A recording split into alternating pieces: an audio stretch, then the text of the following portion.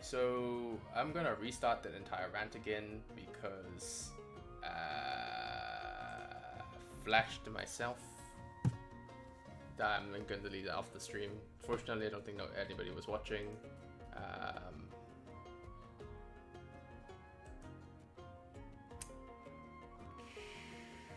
Where the fuck is my stream manager? Okay, go away. Fortunately, I think it was just you. So yeah, fortunately, I think it was just you.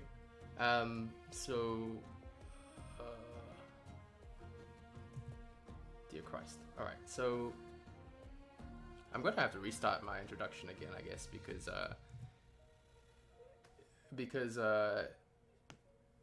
yeah, no, I didn't intend to show face cam. Fucking right. So the OBS must have been on my recording for, and I didn't check that because I'm on. That's cool. I'm not gonna save that, and nobody's gonna see it. Cool. So right, let's start this again. More followers. All right, so yeah, welcome back to the stream. Today's stream is called. Oh yeah, so today is the 31st of August. Tomorrow is the 1st of September, and we're not releasing the demo tomorrow. So yeah, we're not releasing the demo tomorrow. I'm not very happy about that. Part of the reason that I'm not very happy about that is because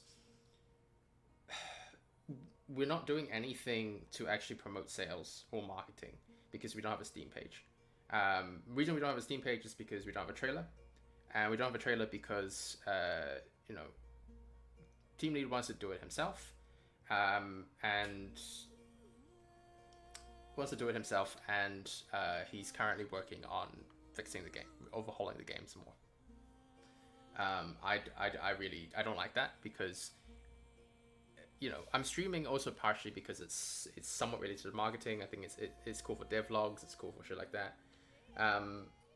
But I can't really market something without directing people who are interested to a page, and I can't really and I can direct people to the website, which we do have, which is great, but the website doesn't translate to sales. So honestly, I think the only thing I can do is just make a trailer. I make a trailer. I've already got video editing software. I'm learning marketing now on a different game. Can you see things now, Sam? Are you back? I don't know. I restarted the stream because switching between things. Anyway,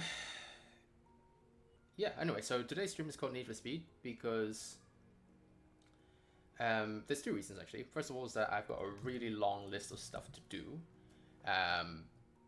Like so much, so much. And secondly, has to do with one of the major problems that's facing the game at the moment, which has been given feedback from playtesters, because team lead sent the build over to a bunch of his friends. But I really feel more comfortable if we had just more playtesters in general, and I could see their feedback myself. One of the consistent problems that came back is that levels 1 to 4 are really, really slow, they're really confusing, they're really boring to play through, which is a problem because it's more than half of the demo at the moment. The demo goes up to level 8, actually goes up to level infinite, but realistically the curated content only goes up to level 8. So the fact that the first 4 levels are slow, confusing, and boring is not good. Very bad, in fact. And because that's the time of the game where most people are likely to play it, find it boring, and then click off, right? So we want the first 4 levels to be the most exciting part of the game, or the demo, and then to have other systems kick in, and so that same sort of like positive feeling is maintained throughout the course of the game, throughout the course of the demo. Ideally, we'd like to do it throughout the course of the game, but a game is a lot longer experience.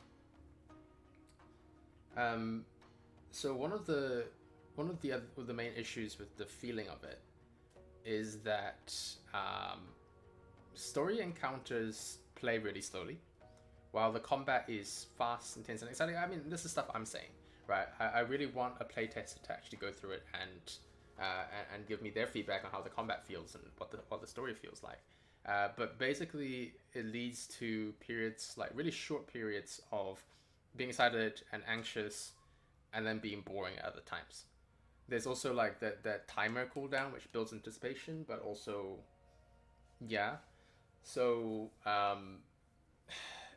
it's like I will actually make a note here as well. The battle also locks activity, so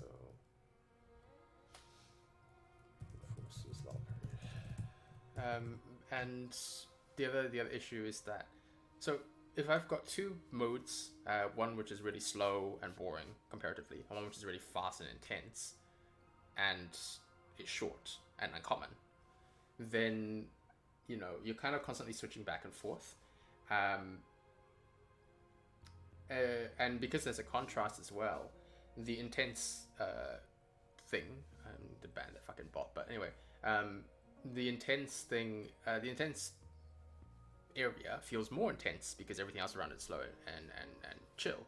But then if you go from that intensity to something that's really short, then it feels boring. This is not the case when it's like when you've got like 5 periods of intense and then 1 period of slow. Then it feels relieving, comforting, relaxing. But if you've got it, it's just the ratio that team lead wants is 2 combat encounters and then 3 story encounters. You're going to get like short, sharp, exciting, boring. Short, sharp, exciting, boring, boring, boring. And it's just not a good ratio. How people kind of solve this issue is that they usually slow down the combat. They slow down the combat like a lot. In JRPGs and RPGs, you'll see things that are turn-based, which are most common for classic JRPGs because that's what the consoles at the time could handle, the hardware at the time could handle. Whereas even things like Final Fantasy, which is the ATB, the active time battle gauge and stuff like that, that is still a little bit of real-time combat, has a little bit of timing involved, but it's still an adaptation of a turn-based combat. However, Team Lead really, really, really doesn't want turn-based combat ever at all, which means that if I can't slow down combat and slow real-time combat and force slow real-time combat, it's boring. So because people don't have the time to play that anymore. We are in the modern age, and the modern age has short attention span. If I can't slow down combat to turn-based, which basically makes people behave more tactically, they reach a slightly different kind of like mental state.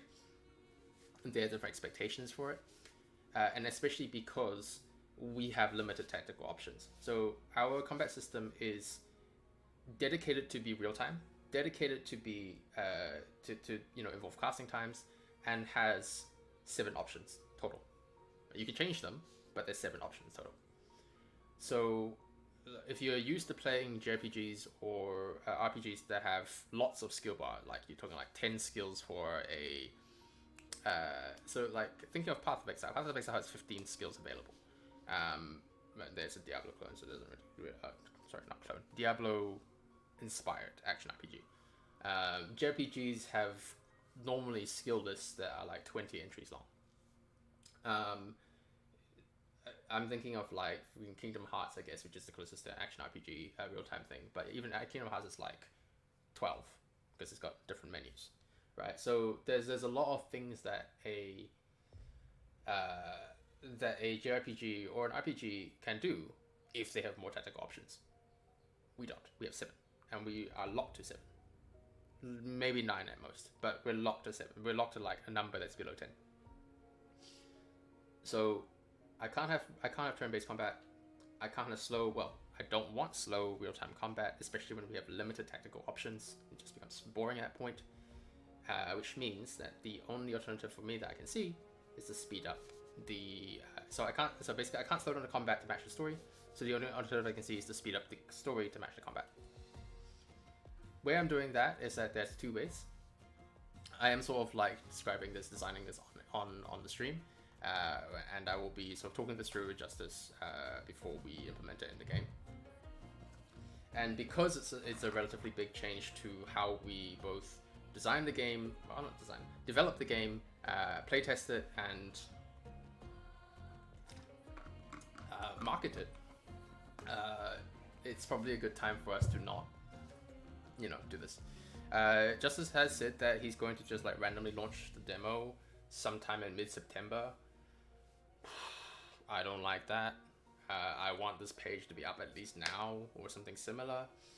I think he's just looking at launching the demo at exactly the same time that the actual page goes up for wishlists, which I'm like, that's not how it's going. That's not good, because the whole I guess as a demo, because it's free and it's downloadable, you can get away with it, but demo pages on Steam are now separate, so I don't know how this is gonna work for a full game. You know what? Maybe I'll look up Gateway real fast.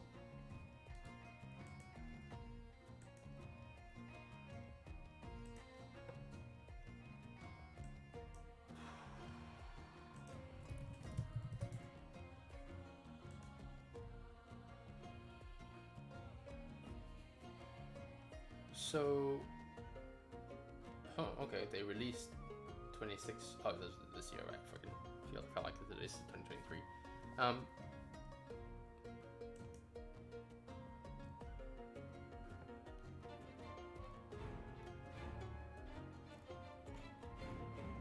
Yeah, so Deadweight released their page first, gathered the wish list, then released the demo.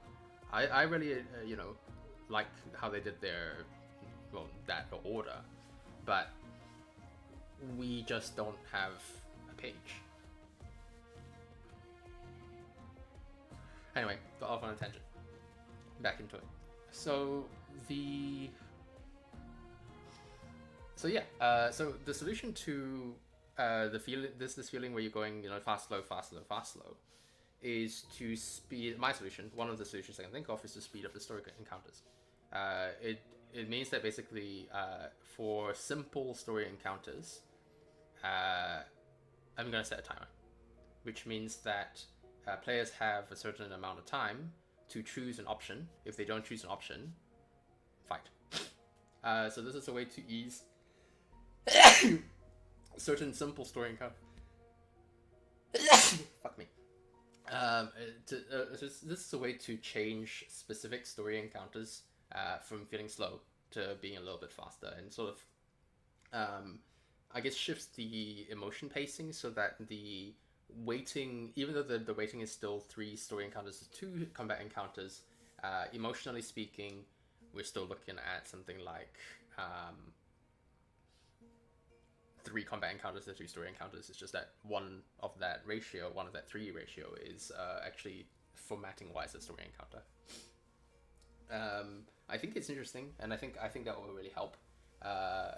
However, it also speeds up the pacing of the game significantly as well, because generally speaking, combat encounters, at least in this early stage of the demo, before level 8, fights are usually around maybe like 1 to 3 minutes long. Obviously, if the enemy is particularly bulky, and it takes more hits for you to kill them with, then it'll take longer. But for the most part, fights end in like 2 to 3 hits per monster, and you survive maybe 2 to 3 hits as well. So roughly we're looking at anywhere between 6 to 9 hits, 3 to 9 hits really, depending on the number of monsters there are on the screen, and each hit takes maybe like 2 seconds. So in total, you're looking at a time of like minute to 3 minutes, assuming that players operating at full speed and there's no slowing effects or whatever.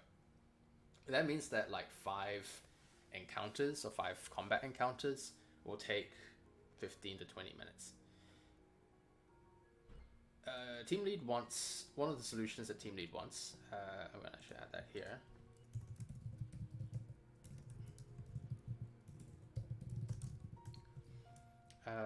Player to get to level 5 in 10 explosions.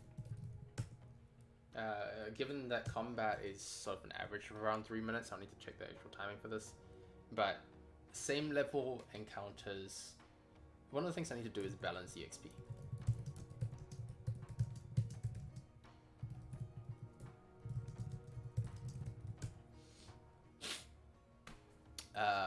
And roughly, story encounters are slower by a lot, but also offer more, I guess, tangible benefits down the line. They also do speed up combat.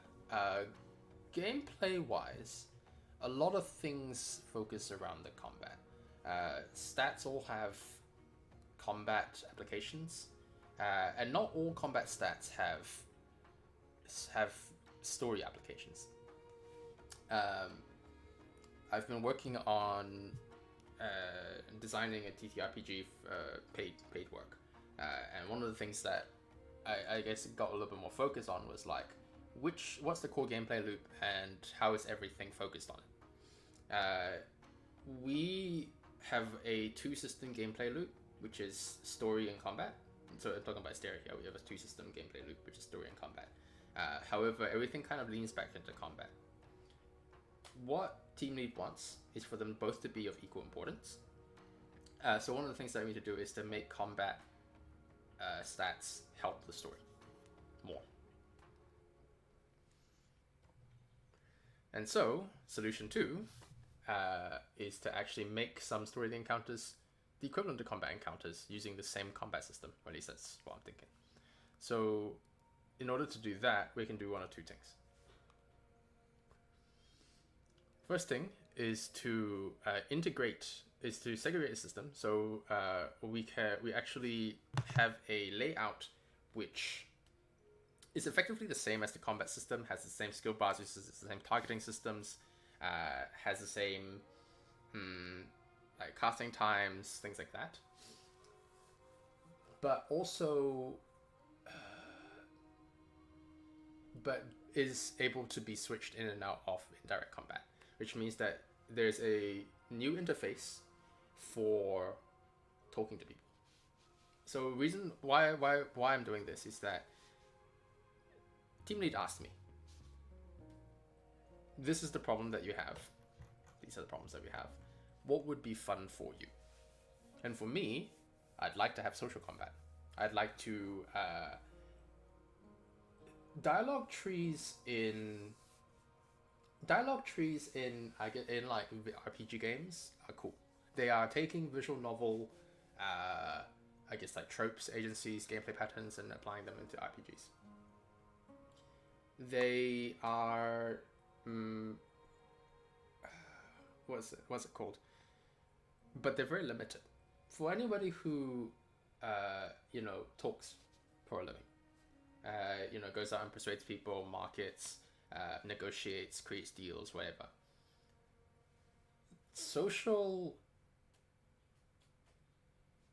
Any social interaction is basically a combat encounter.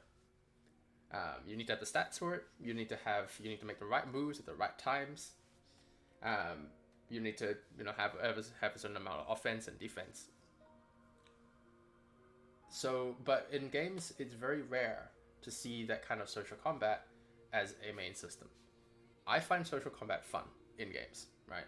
I also find social combat fun in real life, although I'm very low level at this point, comparatively to where I was before.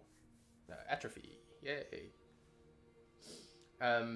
But yeah, so basically what I'm looking at doing is to turn that into an actual game system interface. So there's two ways that we can do this, right? They both operate in the same thing. I do want there to be a separate interface with that's using skills. Basically, it's the same as the combat system, but it has effects on their motivation to on the enemy's motivation to do things, rather than directly attacking their health. And there's two ways. One of them is to switch. I want a button in the game interface which allows us to switch between modes. However, whether that is a separate mode or whether that's an integrated mode, that's the two directions that I'm giving Team Lead as an option, whichever one he wants to go down. I'd like to work in the space of using what we already have without adding too many more new features, because we basically just want to, as much as it is cool to keep adding new features, and it is, the kind of the whole point, one of the reasons I want to do it this way is that I want the combat system to be applicable to the enemy or to the player, without having to learn new things. It's fine. We're still using, if we do it this way, if we use the same underlying assumption, which we're using a combat system very similar to the direct combat system, then there's no, there's less to learn because it's still roughly in the same order and roughly the same formatting. But I generally, and I don't necessarily mind if we go in a slightly different direction or anything. I don't mind if we go in a different direction at all. But these are just two options, right? So there's two systems. One of them is the segregated system, and the segregated system basically is where we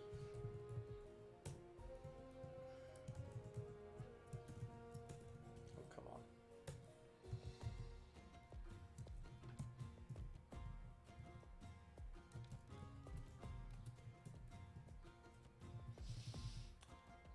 So segregated system is basically where we pause the battle and enter a different mode. So here we're looking at doing a social combat encounter with a different resource bar to be depleted for the enemy. Tentatively titled Motivation, purple bar. And so there's two options to do it. Skills have a conversational approach. So one of the main issues with doing it this way, however, is that for some reason or another, the layout of the skill bar is super locked. If we do a set bar of like 7 approaches or skills or whatever that is just solidly locked in place, then it's feasible, it's possible. But if we have to do a completely different bar, then it's so if we want to mix and match skills like in the direct combat setting, we can't do that. You have to have a fixed set of skills. That is a pain. However, no, okay, so as a design limitation, that's definitely something. However, we can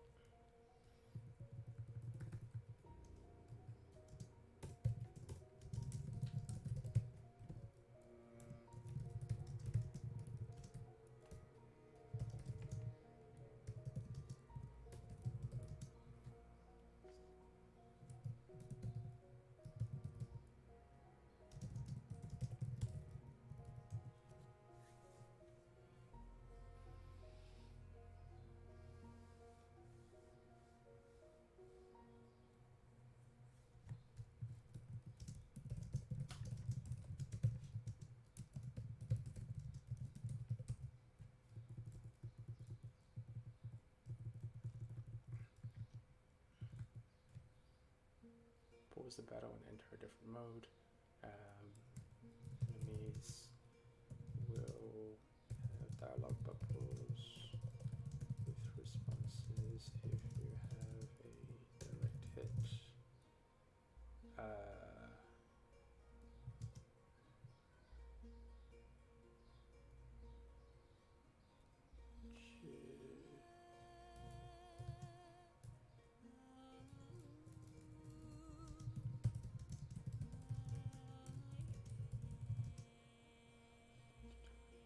Battle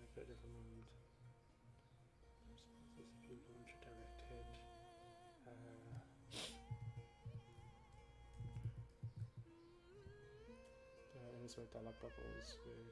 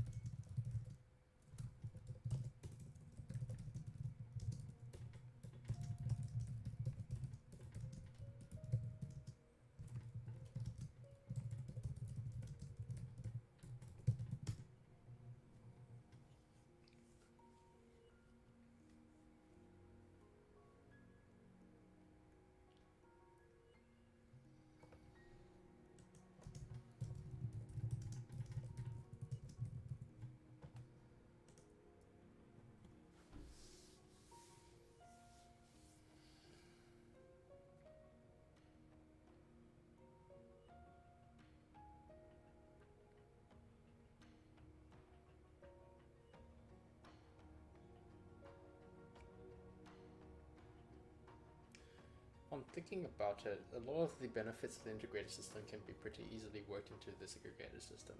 And the segregated system opens up more possibilities. The segregated system is really actually probably better fulfilling the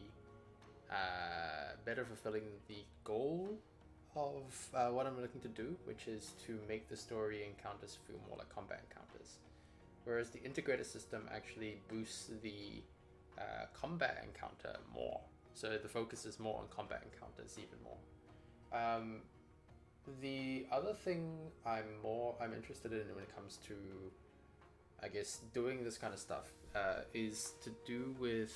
I think the integrated system is a useful and possibly quite a fun system to play, but it doesn't actually fulfill the design goals. The segregated system slows the game down, but it's a slow the game down on player choice, which is or player or like enemies might.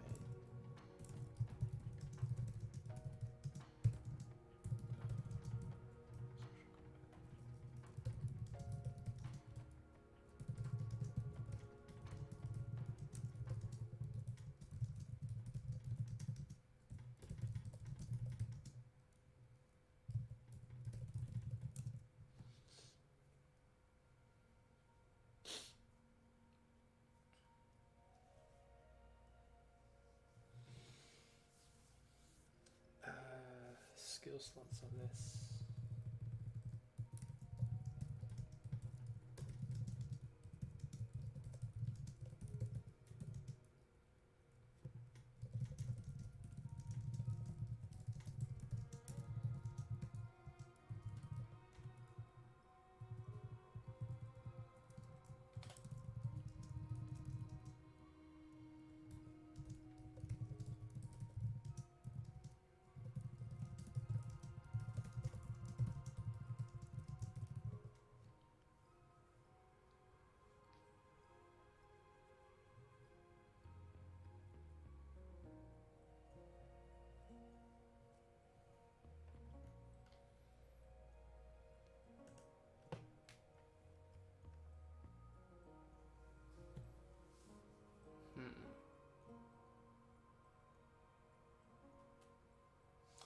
So one thing that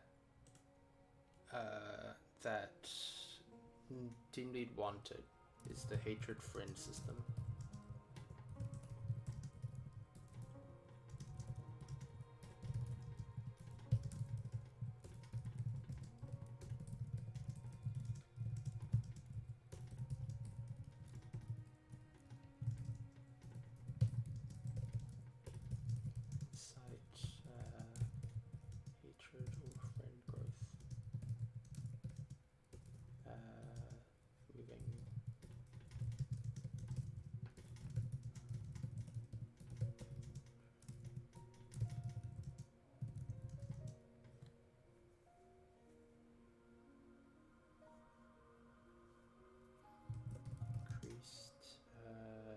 Damage done, damage locks.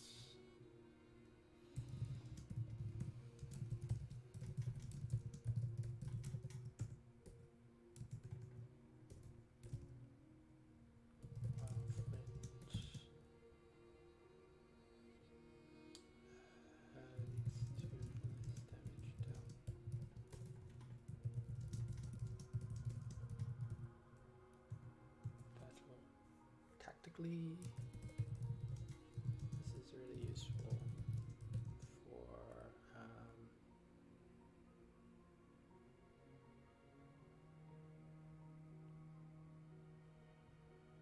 regular enemies. Boss battles, which will use dialogue, but it's much less useful.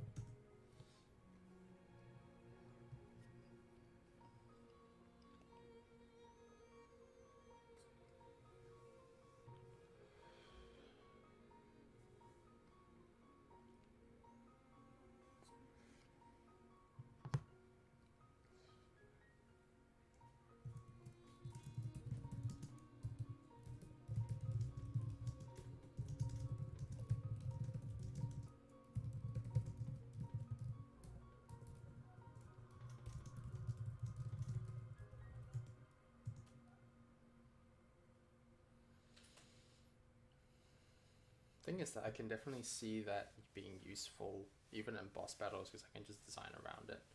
My instinctual response to that is no, because social combat, social interactions in general are a very, very broad spectrum.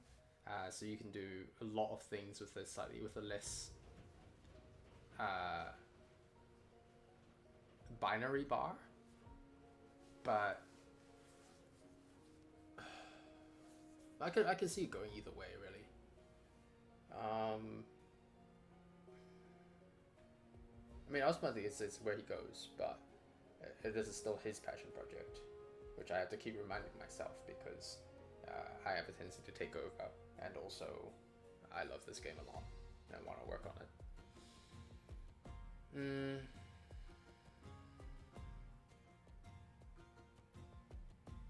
I can go chuck that into.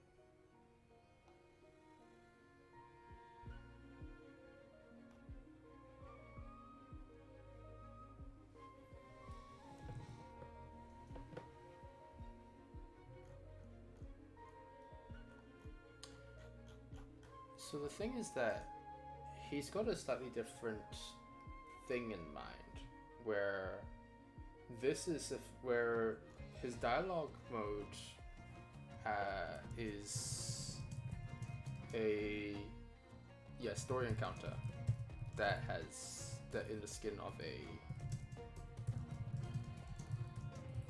which is fine. That's basically what I mentioned the dialogue, what I mentioned one of the design goals to be.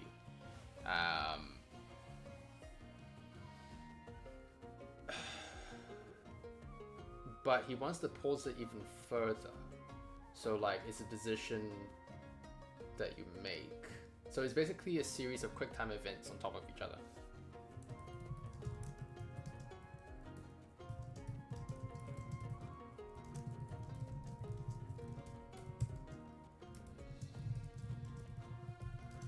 That's basically what his dialogue mode is.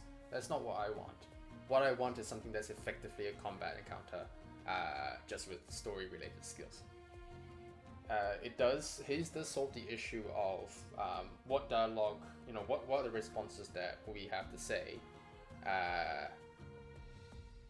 in order to, what are the responses that we, like how do we create it in such a way that this is a conversation of back and forths, like the dialogue mode is doing. It becomes effectively in its own way a rhythm game. They create a stimulus, you do a response in the right amount of timing, which can be fun in its own right, but it is a very different. It is still also a different mindset to the story, to the combat mode, but it is. It's a different concept to the story, to the combat mode. Something kind of in the middle of combat and story. What I really want to do is create something which enhances the combat and enhances the story. Kind of occupies that middle space without being a completely different mode with a different method of thinking. I want people to be able to take the combat brain into effectively a story encounter and still be equally as effective. Maybe slightly different, because it's different skills altogether, but have roughly the same mindset in the encounter. So no artificial slowdown beyond skill casting.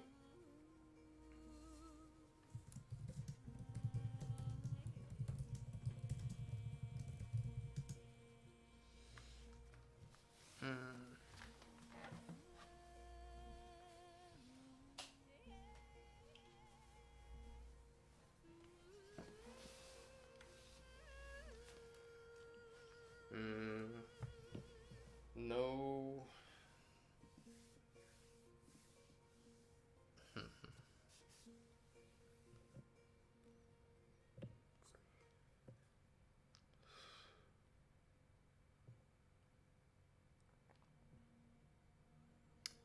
So it's basically he's doing a decision tree with a combat skin.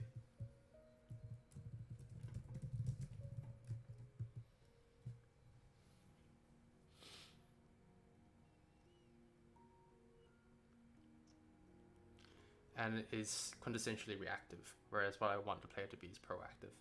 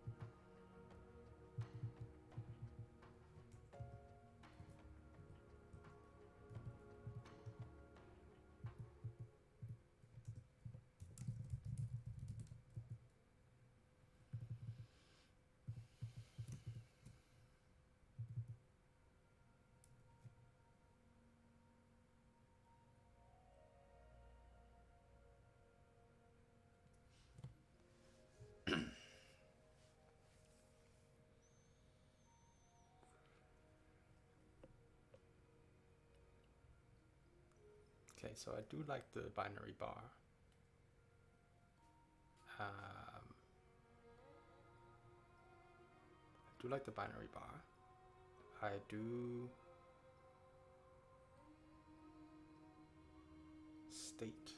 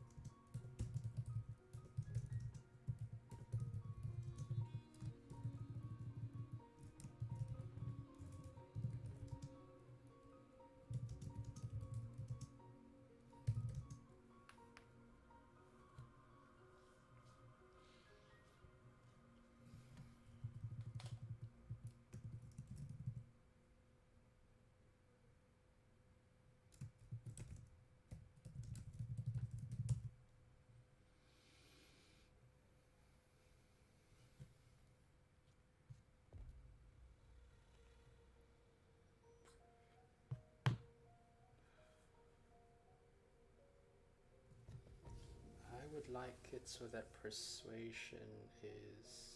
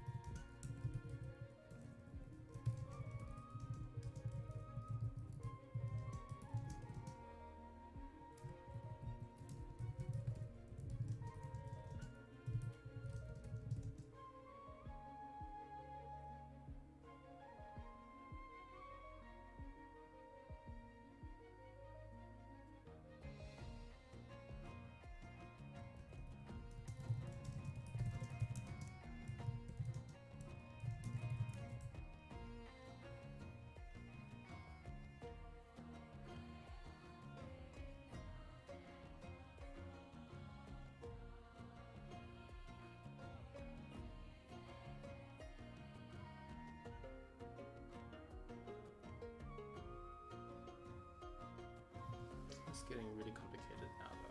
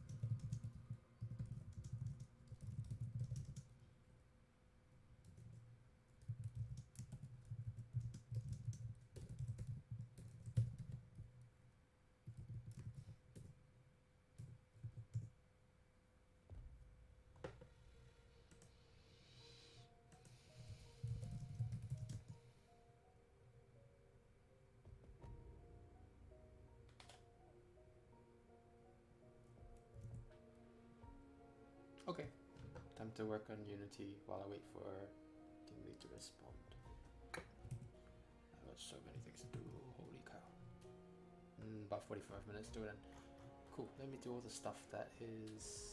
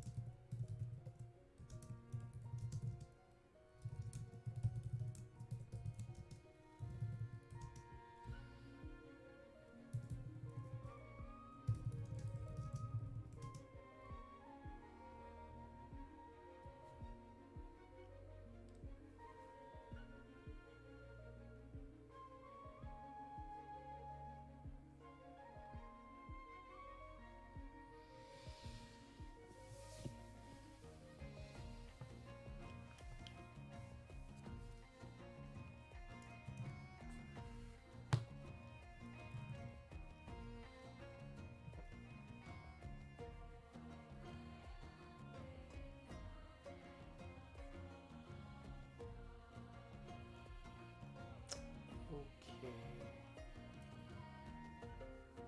So then let's go with Frida.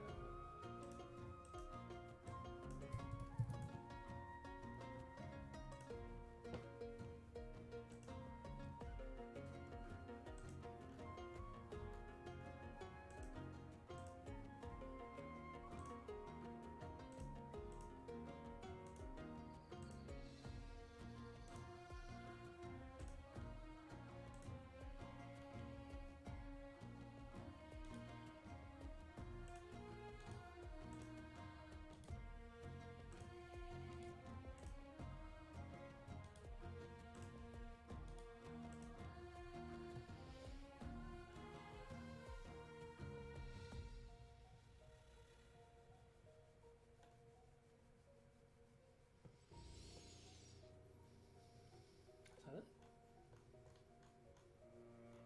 I think it might be. Okay, so that's done.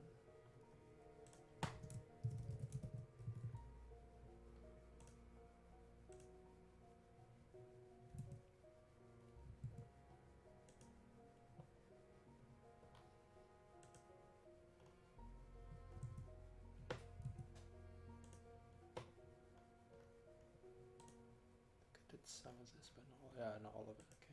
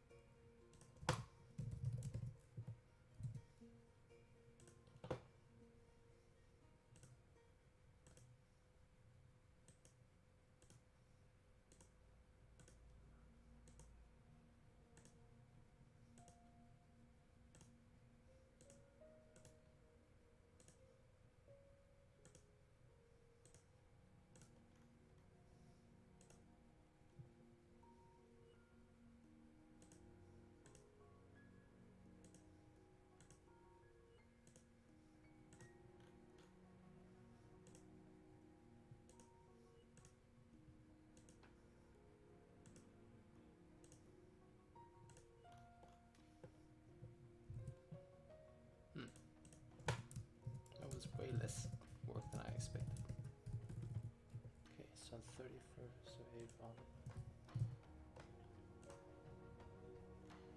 Okay, this is where the work comes in.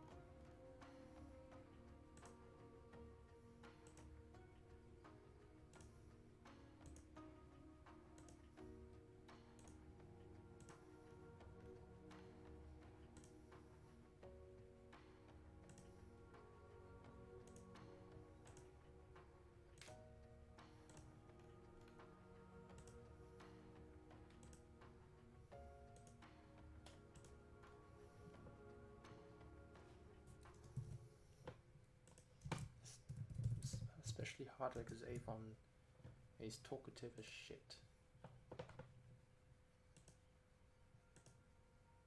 Oh, conditionals. Great.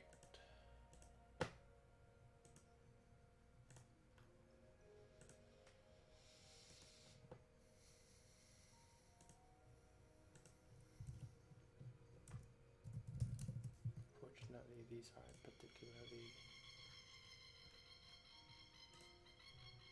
complex.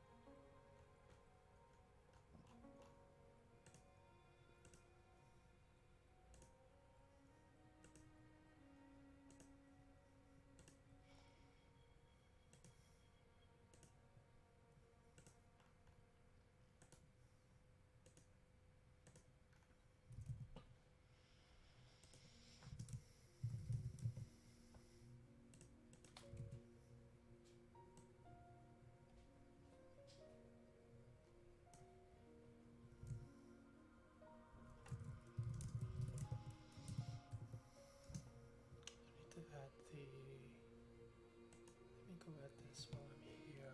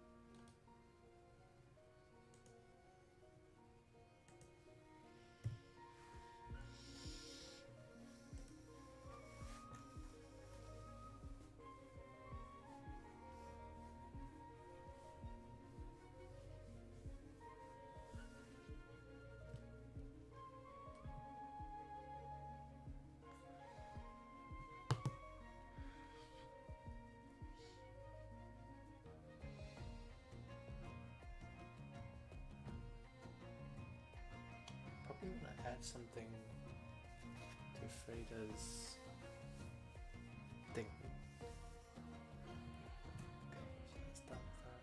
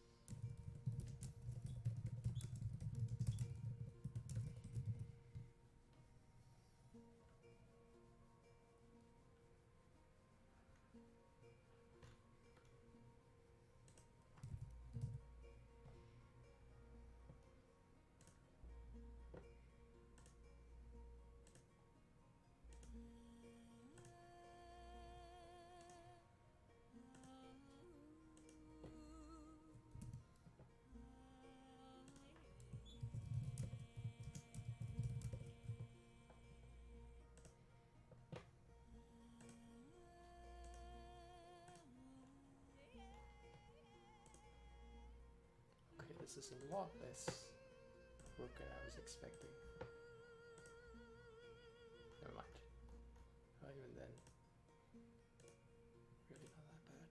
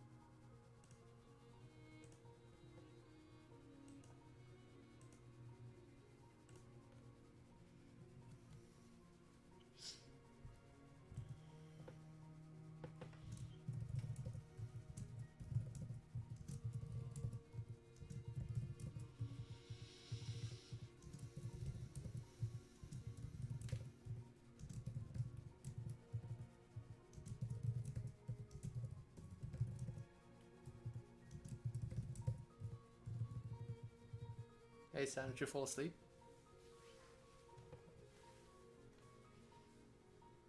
Aha, you fell asleep.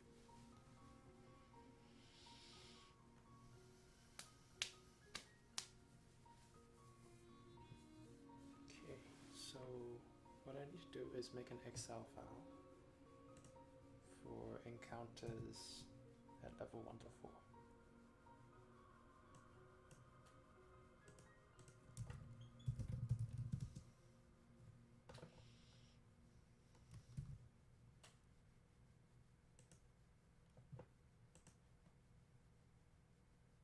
You're awake. Okay, cool.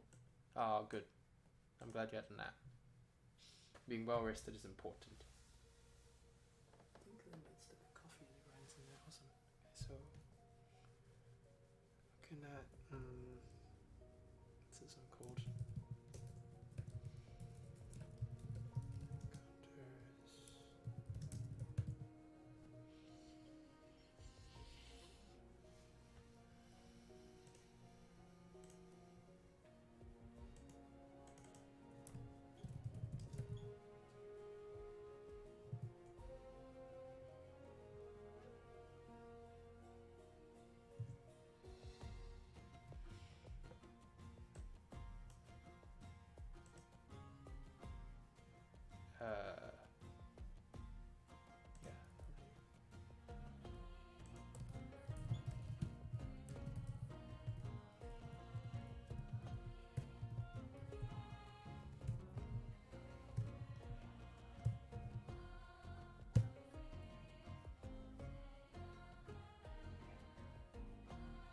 Which shit?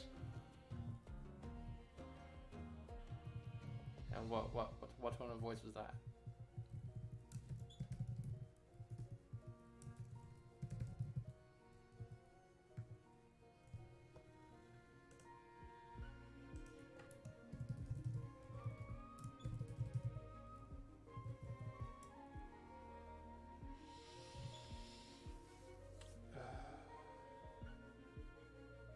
Being well rested. Yeah, I'm just not taking my own advice. I'm not well rested in any way.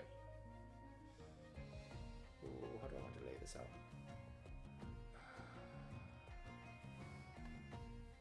okay, so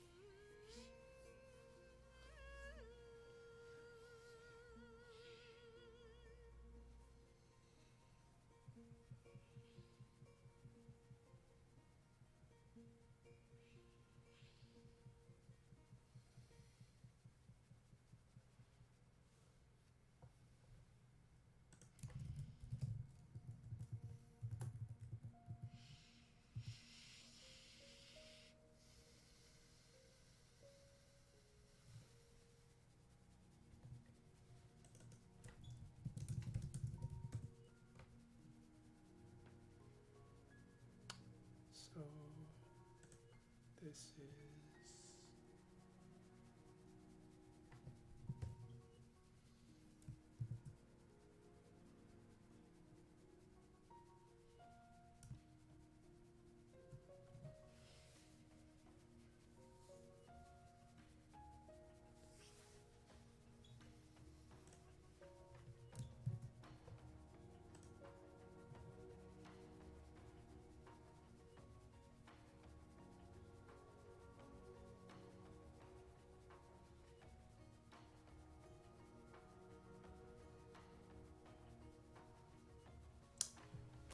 how does the level scaling work? So it's effectively 237 times 1.55 as a scale. And at level 3 you multiply that by 1.55.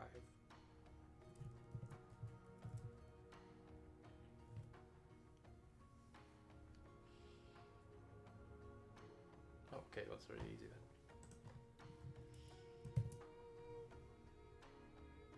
Oh, no wait, per level. Oh, I don't actually need to do that.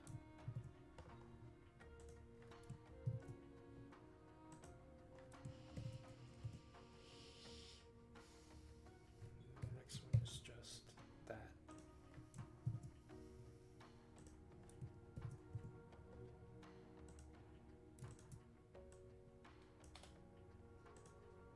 View.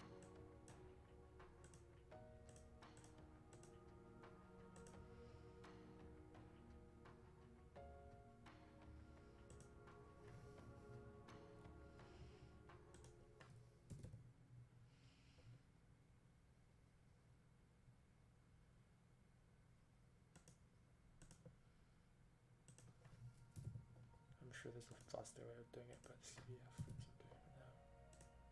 Hack it, make it work.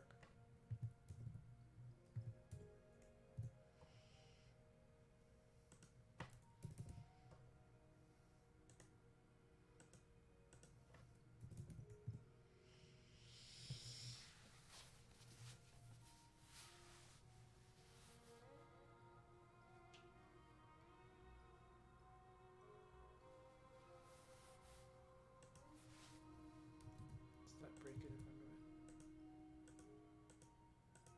Nope, sweet.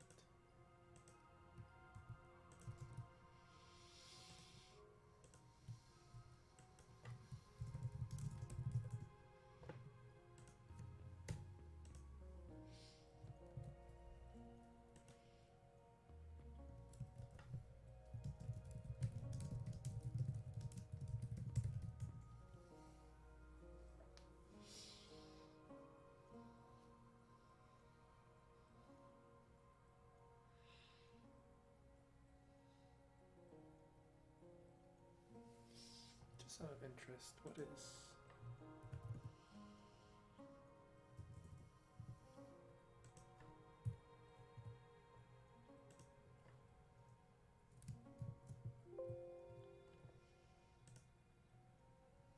Okay, I don't understand why this XP is...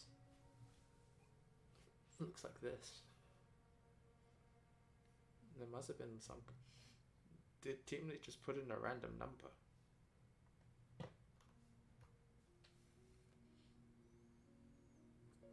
Like, this isn't a clean... Wait, this must be a percent XP boost.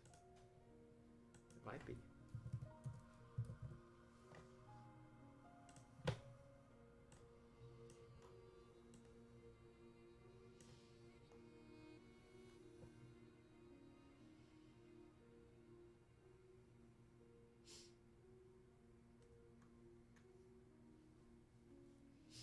I mean, I can always change that. That's not really the worry, but...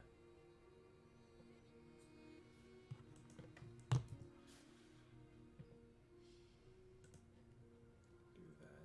What's the...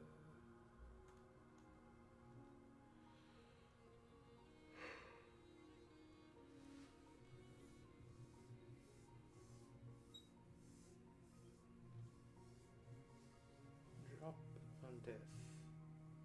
Drop algorithm XP. 100 XP on death. Level scaling factor 1.3. So right now,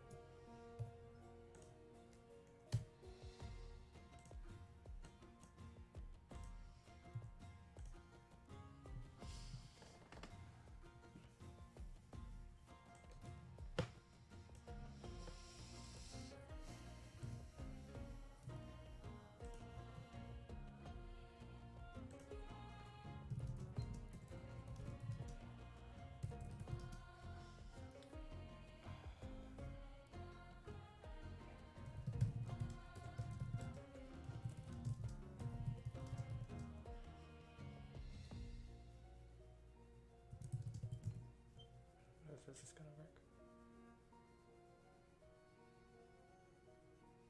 Oh, okay, well that works too.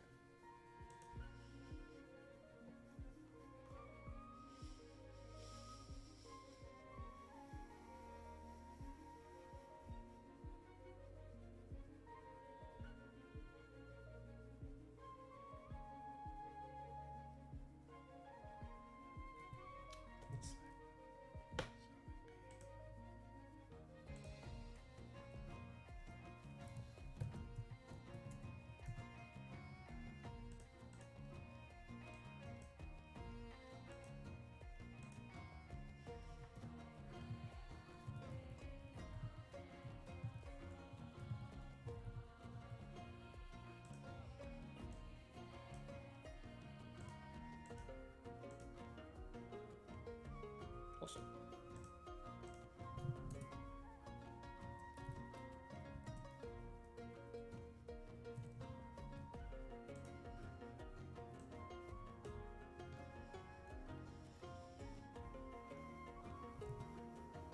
Man, that thing is really high.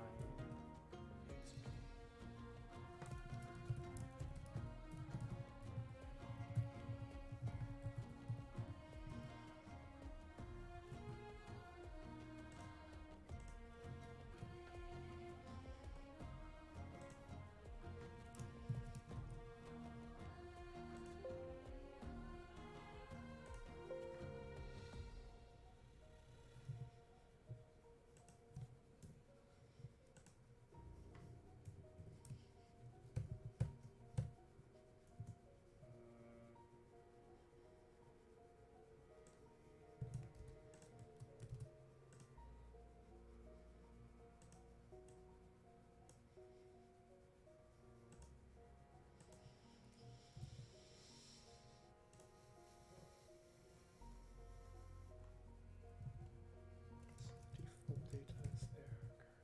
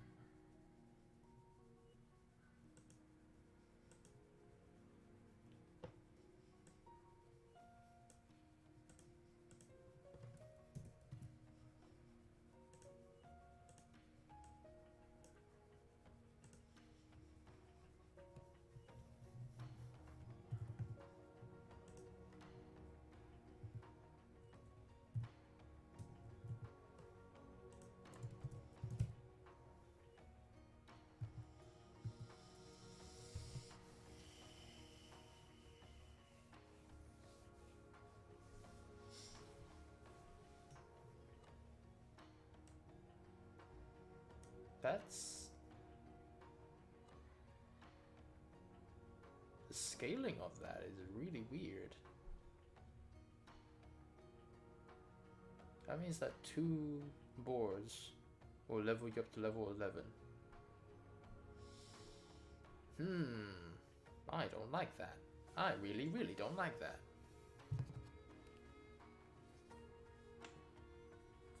Okay, 3 boards, but still.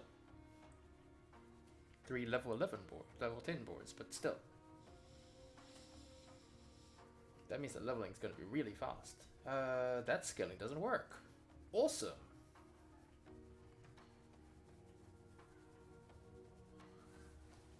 Good thing I checked this. Holy shit.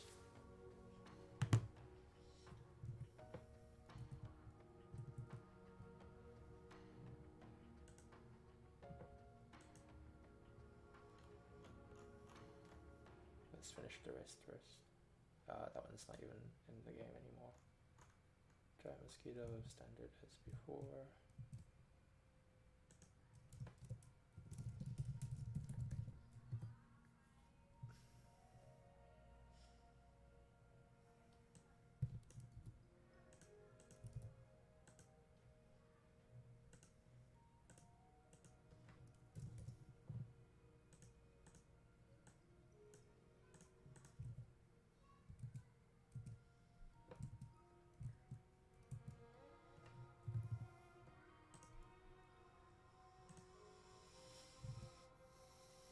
Hey Pringo, did you pull another all-nighter? Oh my god.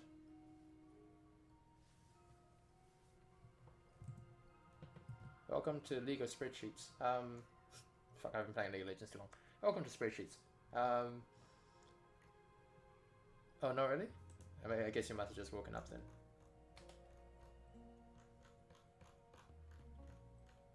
then. You missed the... Oh, your rating as well. Wow, thank you.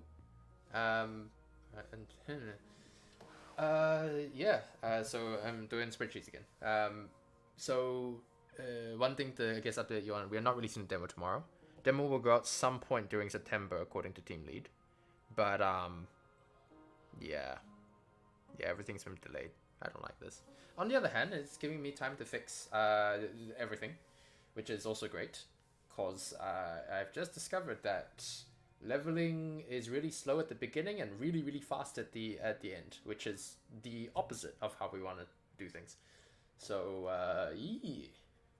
So there's that. But also, I'm reworking actually part of the core mechanics. The first half of the stream was about that actually. In that I want the story encounters to be just as fast as the combat encounter, or like just as exciting as the encounters. And so we are instituting Quicktime Events. No, I'm joking. We're instituting kind of a way to do combat but in dialogue. So yeah, that's the plan. Right now we're at the design stage. Implementation is I'm going to need to argue with Justice about it because he's raised a couple of things, a couple of like systems and things that we could do to make it like in battle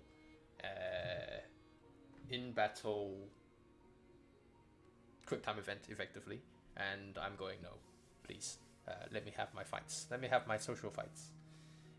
So that's kind of where we're at and dickering about that system. But yeah, so that's hopefully, and I'm just basically looking to figure out how to make the first 4 levels of the game move a lot faster, which is why I'm dickering around with XP at the moment. But one of the main issues we're having, because some people have actually managed to playtest this game, I think my team lead has just been showing his friends. I really wish he would release it so I could show it to you and to other people who are interested in playing this game. But it is, yeah, first 4 levels of the game currently are really, really slow and really confusing and really boring, which is the opposite of what we want to happen. So having to figure out a way to make the first 4 levels faster and be exciting and but also not confusing. Which, yeah, there's so many moving parts, man. This is why they highly advise anybody who gets into game development not to start with an RPG, because there's so many moving parts. Holy shit.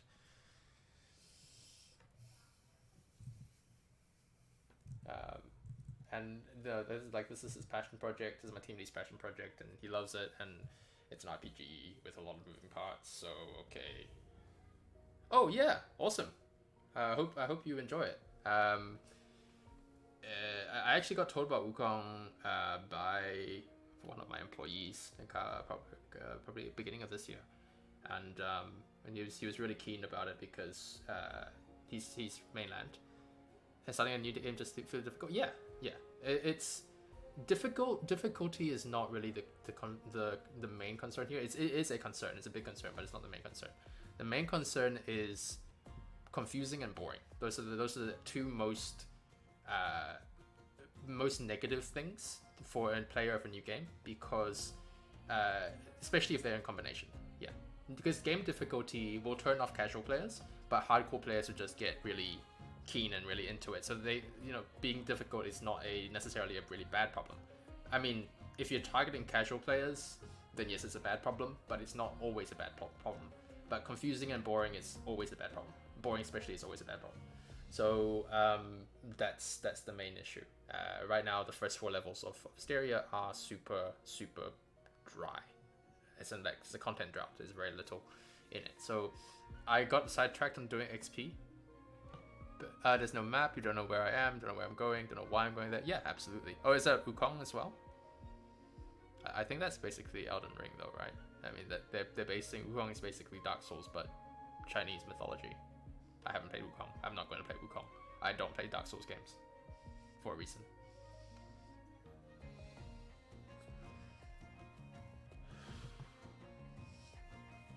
Yeah, again, I think ironically, I don't know. Have you played Elden Ring, Dark Souls, Bloodborne, the From Software games in general?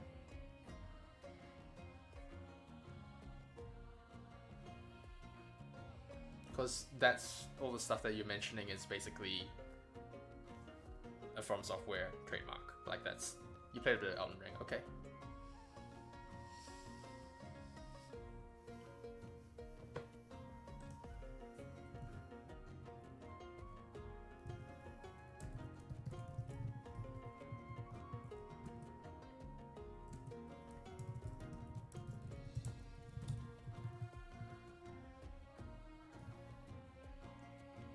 You did finish Dark Souls 3, but it was a friend who was experiencing it. So I guess yeah, because your friend's basically giving you the guidelines and goals and like things to keep doing. But yeah, those games are super non-linear. Well, I mean, arguably the earlier the earlier From Software games are a little bit more linear. Because the levels are pretty linear. I think the order in which you go to them is not as linear, but higher levels are very clearly a lot harder. So no, I would consider them still to be quite linear actually. But yes, there's no map. There's no way of indicating where you are. There's no like there's some quest goals, but like the quest goals are basically like, I see this thing over there, I'm going to it. What's stopping me in the way? Which is fine. Elden Ring has a map? Okay. Yeah, I guess it does. Yeah, it's just not like a mini map.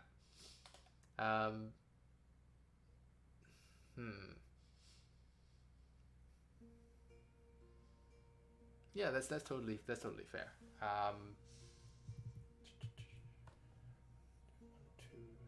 here.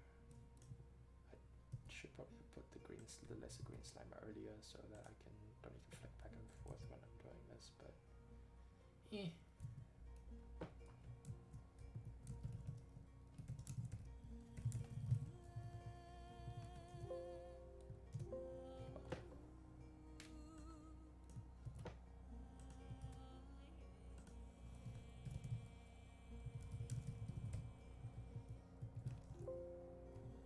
Does it only copy once?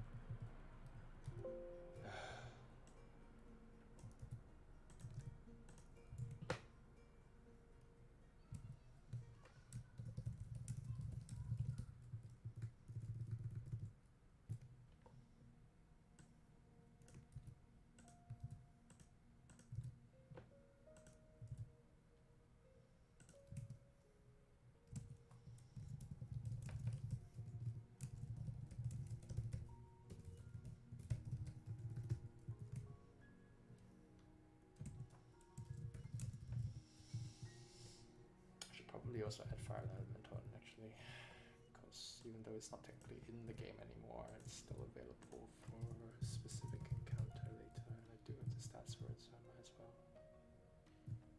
Okay, now we get to the fun bits.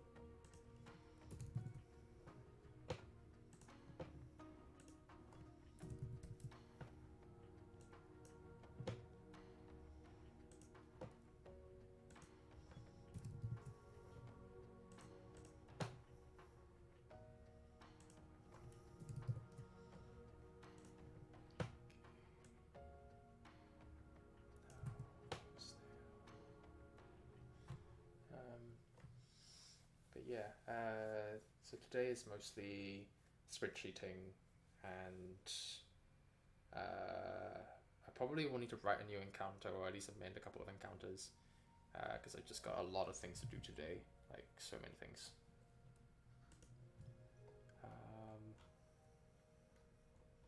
One other way to control encounters or might curate it is some interesting things I've learned with Unity, with the fact that you can multi-edit, for one thing.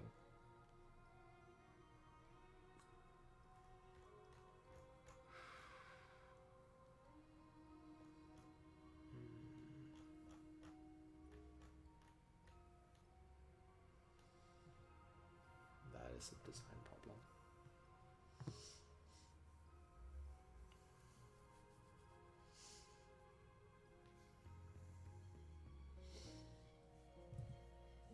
So basically, okay,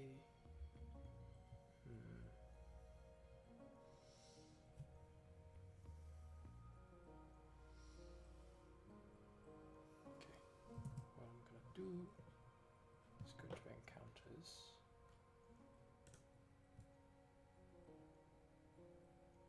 then go to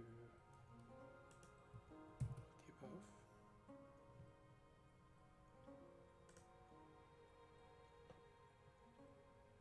Oh, okay, cool. Multi-editing not supported. Okay, awesome. That's fine. And encounter weight's fine. Otherwise, store user tags.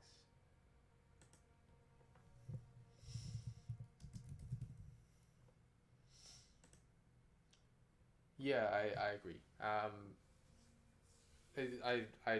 generally don't mind grindy games, but in fact I kind of favor them. I'm very fond of grindy games, as long as the grind isn't boring as shit.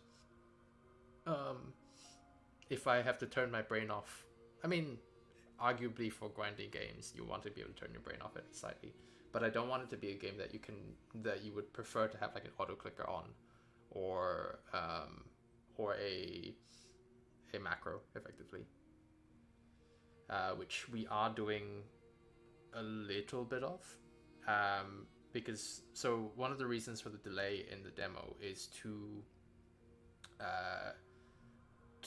things. Okay, so then if I counter.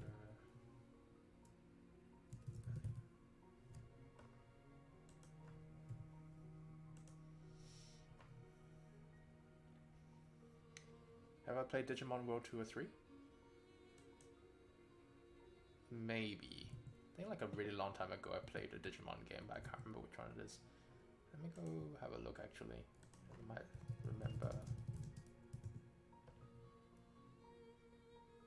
Two. I might have played 3. Oh no, I did play 3. Okay, yeah, no, I played 3.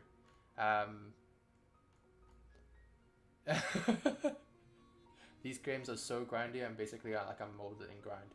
Yeah, I agree. I think in terms of grind, I started on RuneScape. Actually no. Was I playing RuneScape before I started with PlayStation games? I can't remember. But at least one of them I grinded forever. FFX, I think I grinded so much. I grinded so much on Final Fantasy X. It is still one of my top games of all time, but unbearably slow when you go back to it now.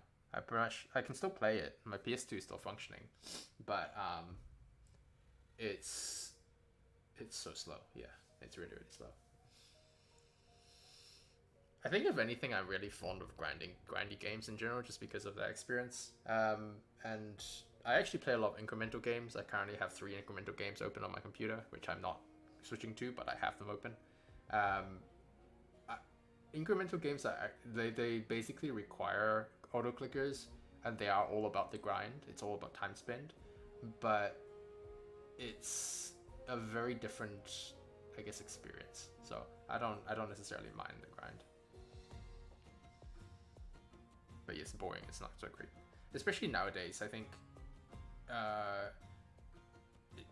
ironically, I think because of incremental games sort of taking over a little bit, which we can all attribute to Ortale from Cookie Clicker, which I also have open right now. There is a convergent evolution of games that come out of Asian countries that are auto battlers or incremental, and they have a very strong auto battler or incremental vibe to them. Whereas Western games tend to be less incremental. Roguelikes, sorry, this is now a side tangent, but roguelikes are actually really interesting because they take some elements of incremental games and then feed it into their formula, and so roguelikes can be grindy because incremental games are grindy. The whole point of incremental, I would say actually that roguelikes as a genre are basically incremental games but with more action. That's pretty much it actually. I think it'd be really interesting to have a look at roguelikes and like when they started to get really big, because Rogue itself is not grindy. Like not roguelikes. Roguelites are incremental based. Roguelikes are more like Rogue, which is not grindy in the slightest, and it's entirely about mastery of the system. Because I used to play that, and also I think it's NetHack Codex, which is also not. It's grindy if you've mastered the system. If you haven't mastered the system, it's just hard.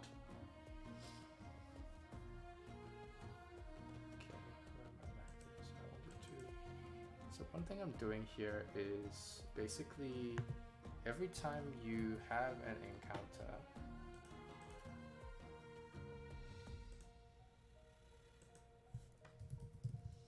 you're moving the encounter value up by 1.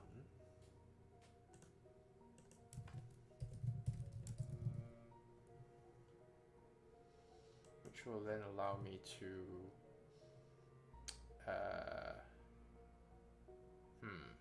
the only problem is that some of these encounters are started while within other encounters. That should be fine.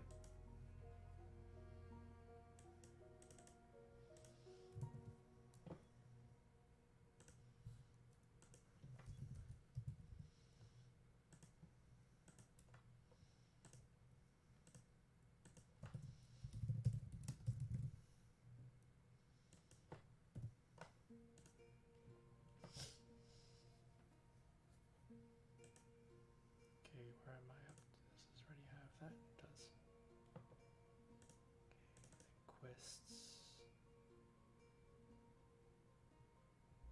These ones don't. This one also doesn't pop the encounter value.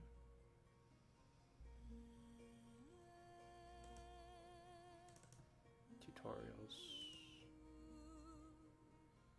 Camp tutorial doesn't pop the encounter. But you do get a set of armor in the camp, which is now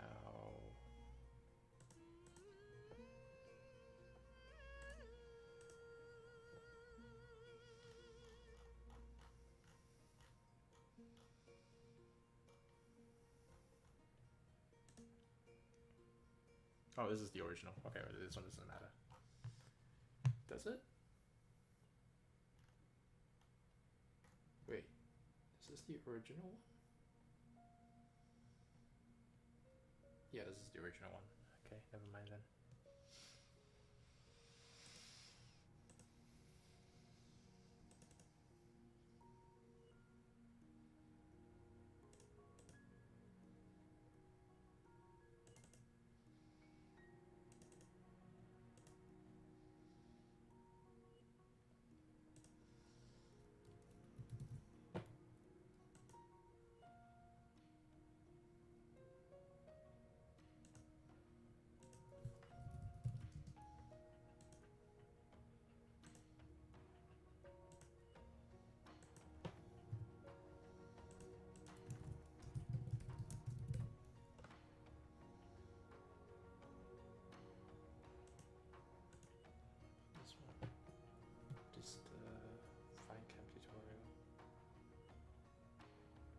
This one doesn't add a value.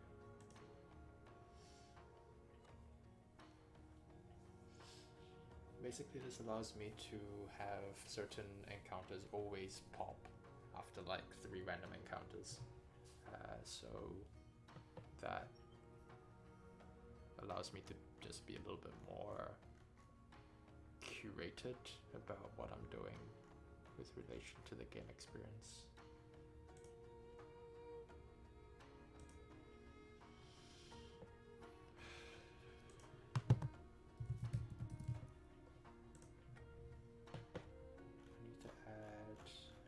Set to this encounter. Oh, this is dialogue. So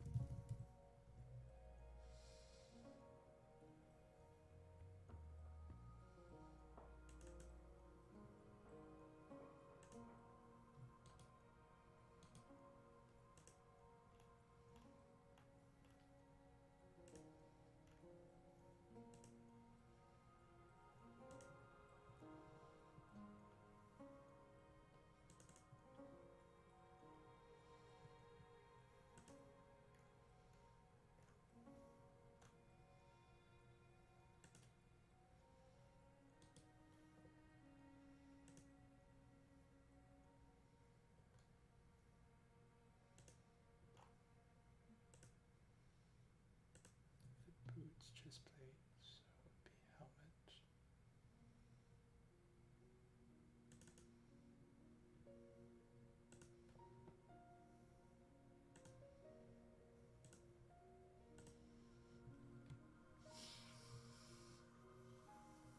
Do I want to give the full armor set? No.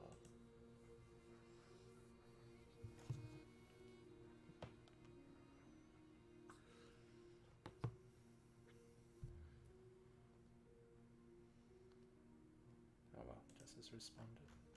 No? No, no response. Cool. Okay, back to the spreadsheet.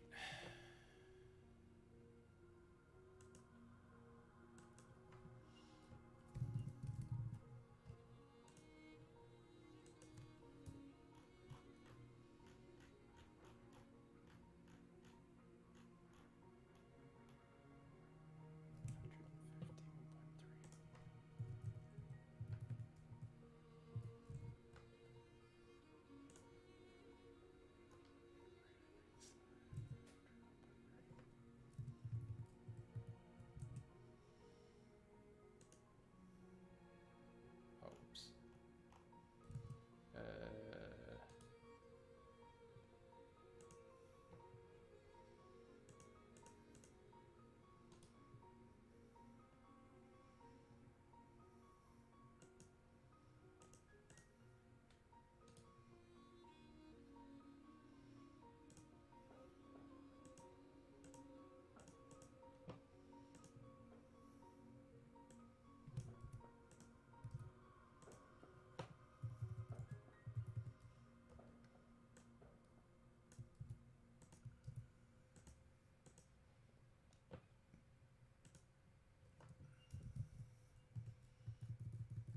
Gonna have a problem.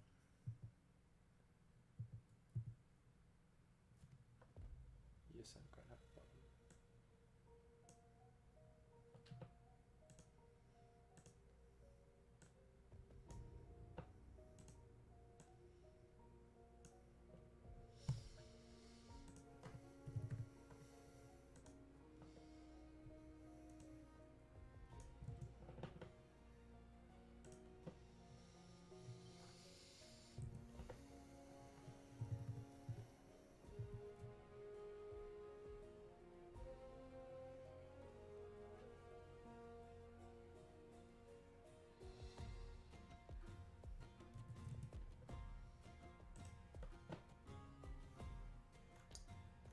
Necessary.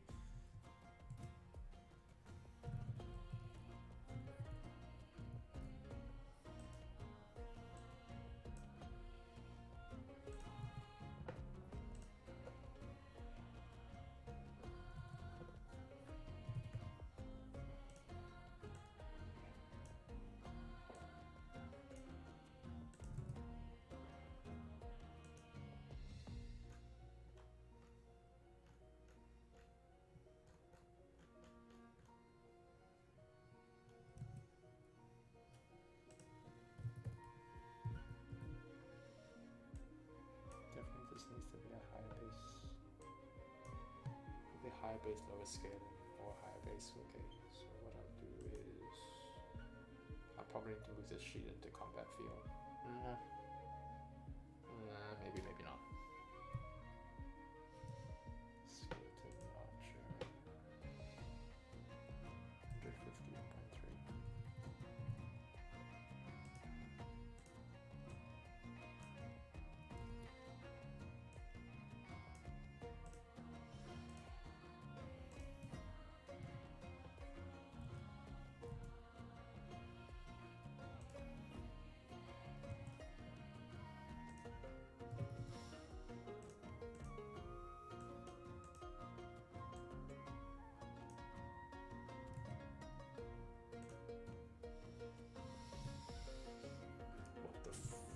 Okay.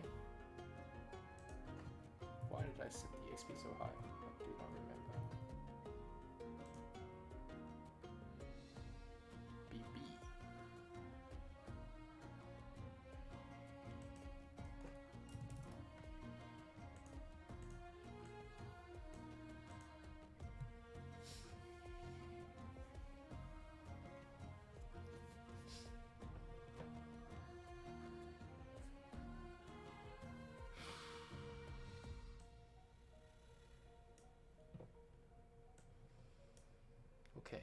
So these are the levels that are required to get to. Lesser green slime is currently at 130. The initial is 3 though. Wait, this formula doesn't apply. Huh?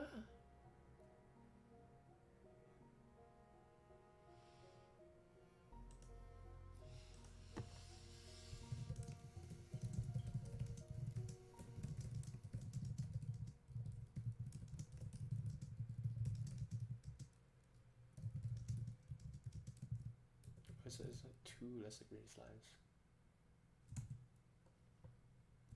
What's the initial tutorial encounter look like?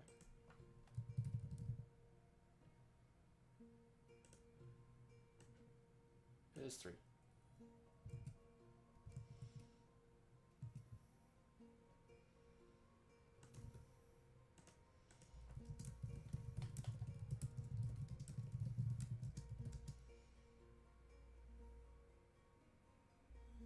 Oh no, it's 237 times 1.5. Okay, so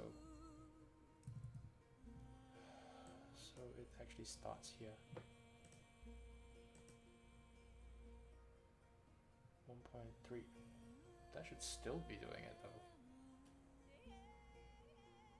Huh? Unless it's adding together, I need to test the game.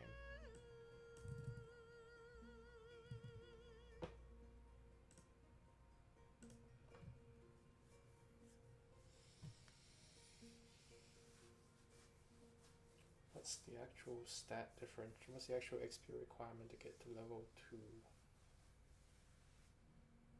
Or actually I can just try for level 3 and 2 totally faster.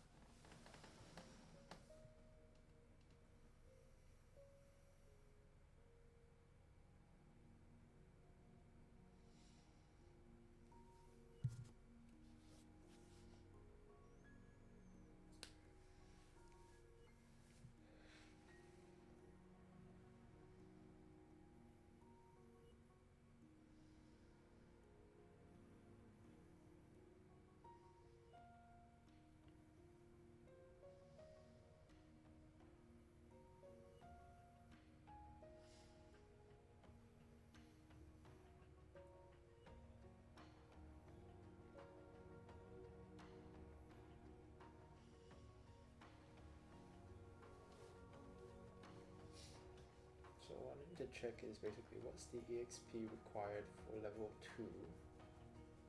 Does it mean I need to go through the beginning of the tutorial again? I really don't want to.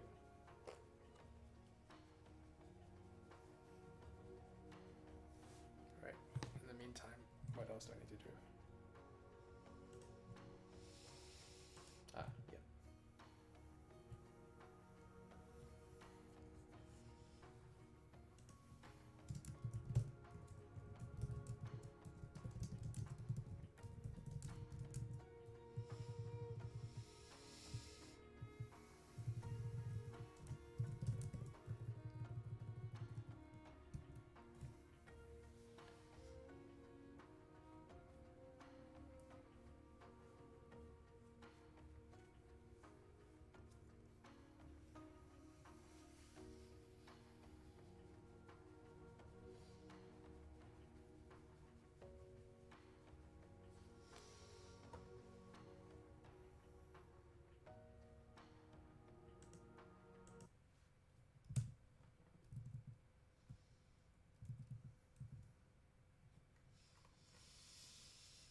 Just need to do that, and then this is an actual design problem which I can also sort out tomorrow.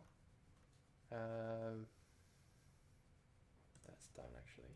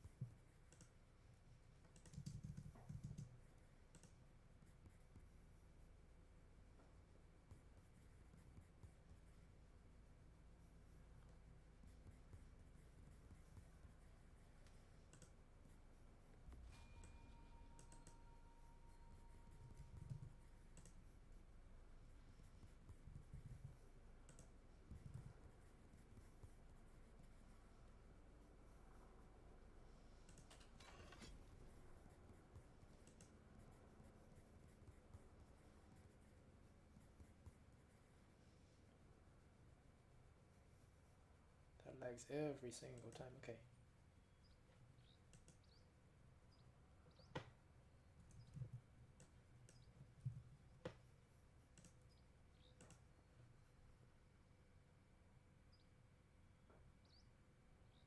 $6.94. What the fuck? Why is that so large?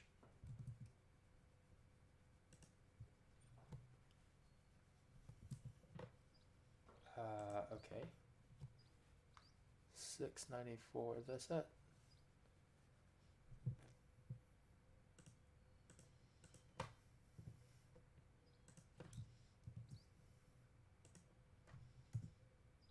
That's not even.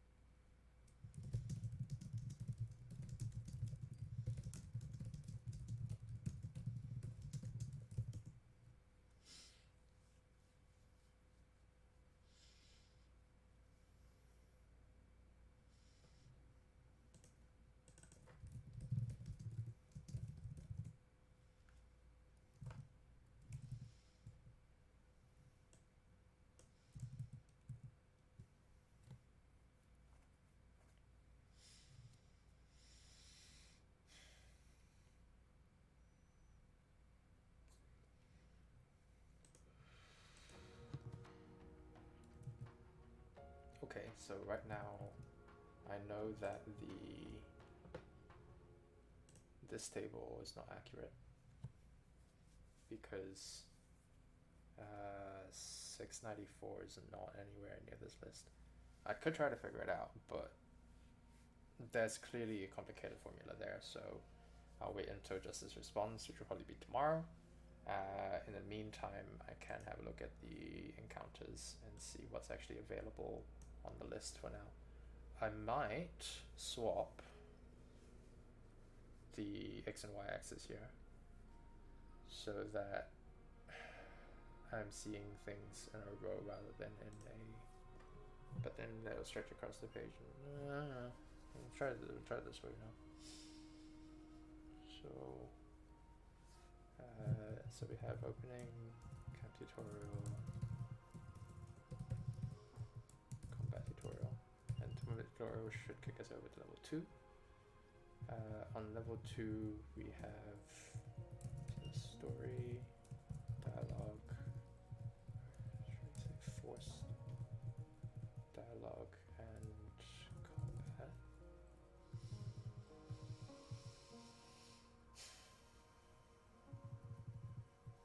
Level 2.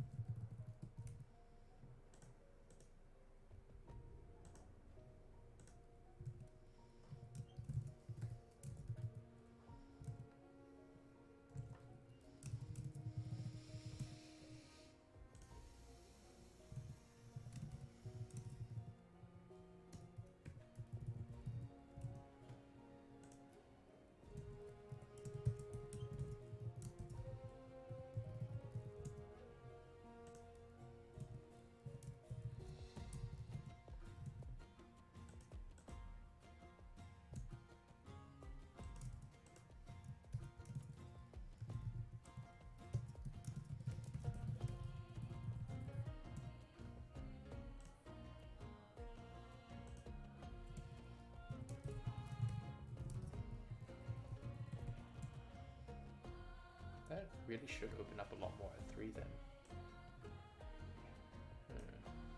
Weird.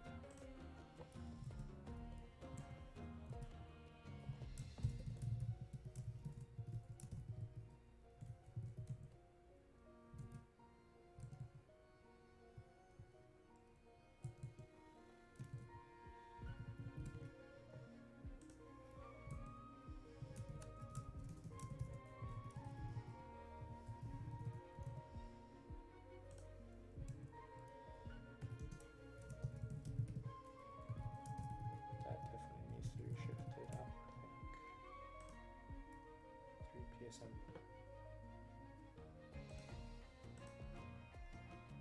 That's...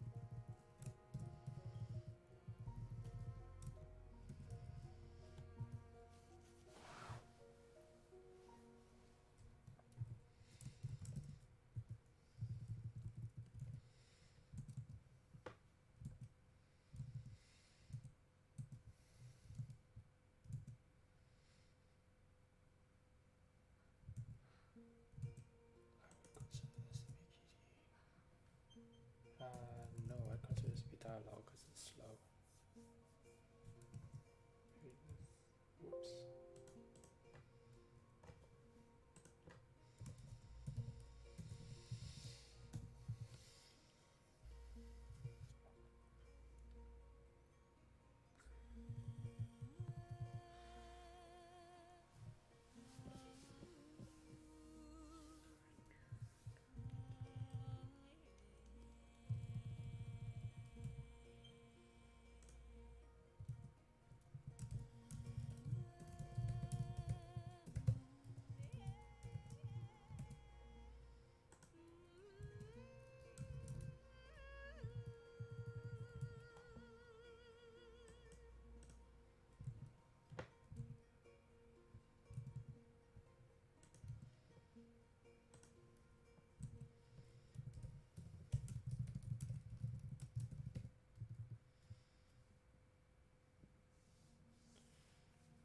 I consider this to be dialogue UT.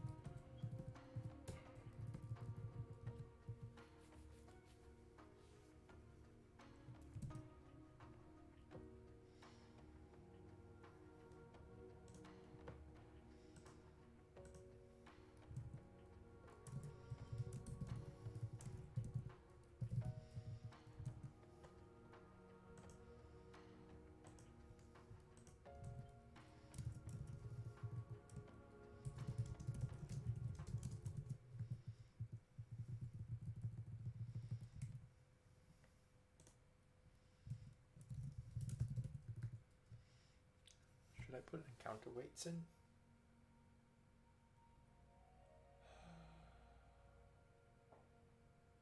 Yeah, I probably should actually.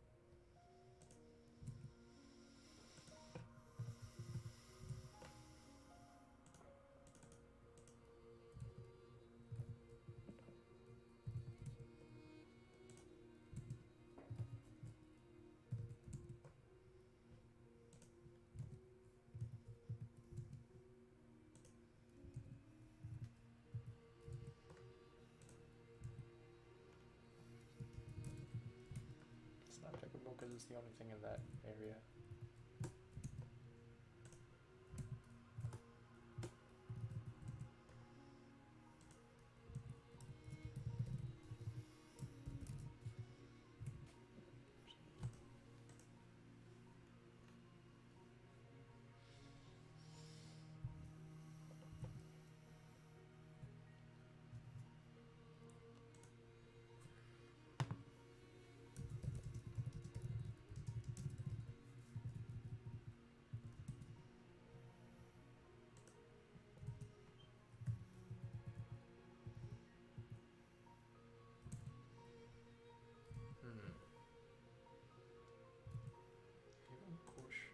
That is what it is.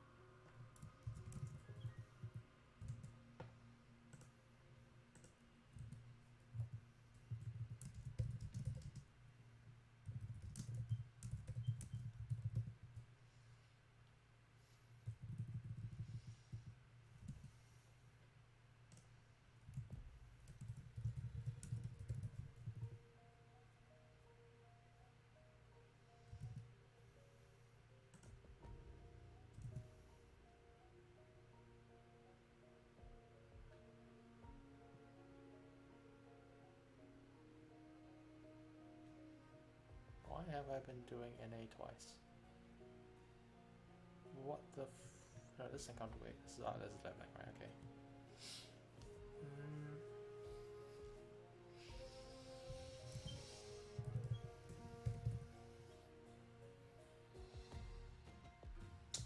This could be QTE.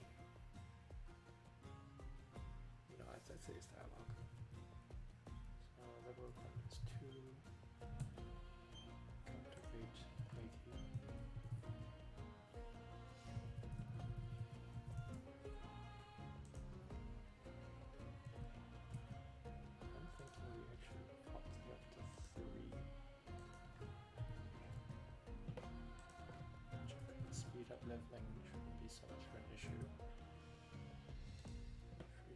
intro.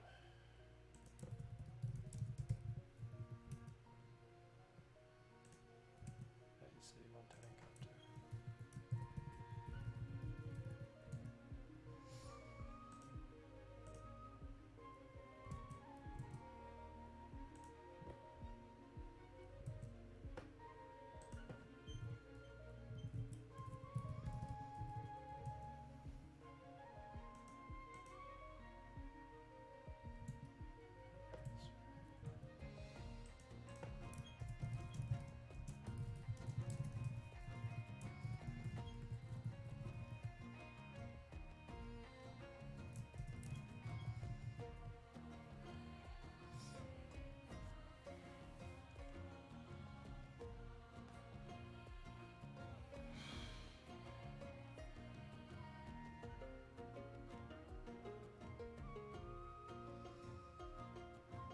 Basically, the general feel of it should be if it's 10 explorers and 4 levels, 1 to 2, 2 to 3, 3 to 4, 4 to 5. So it'd be 1 encounter to get to 2, 2 encounters to get to 3, 3 encounters to get to 4, and then 4 encounters to get to 5.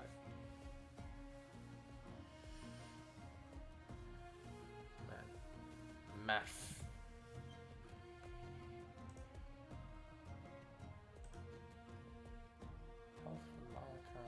This one seems like an encounter value because it's an outgrowth.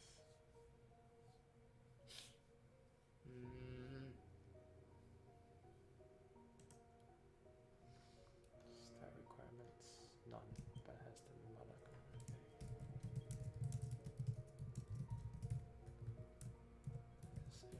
dialogue QT.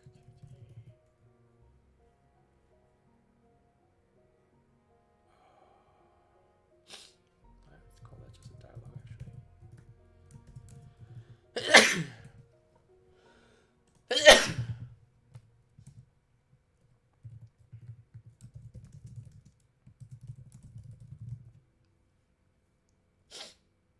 That's pretty deep in the mage tree.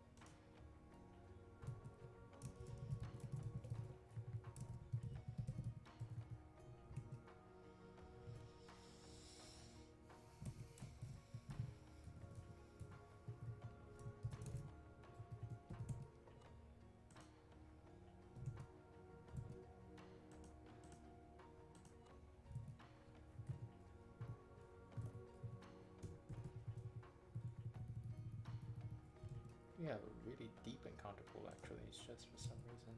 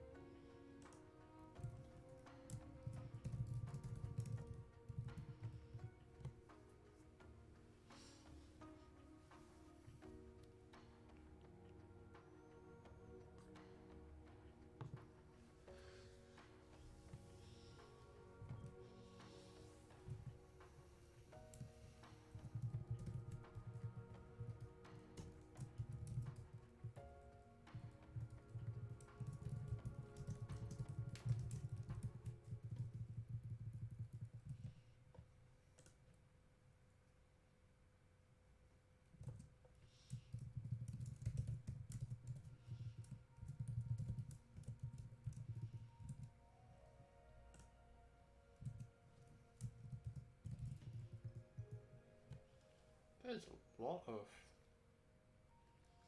How did he end up getting 4 EXP fluids in a row? Yeah, that's definitely a...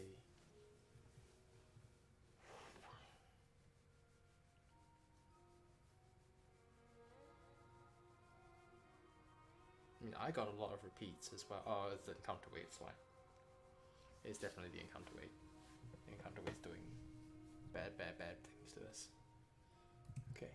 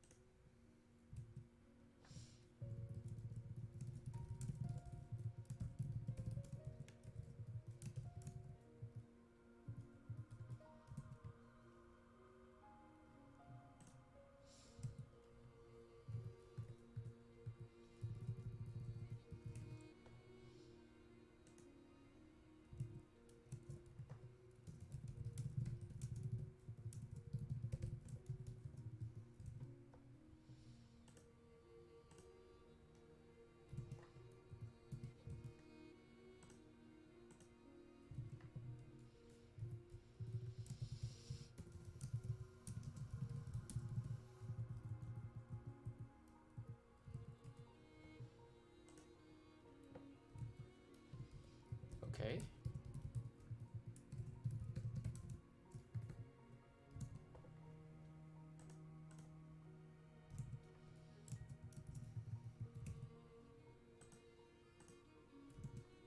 Yeah, that's only 80 though. And there's so many other 80s as well. So what the hell?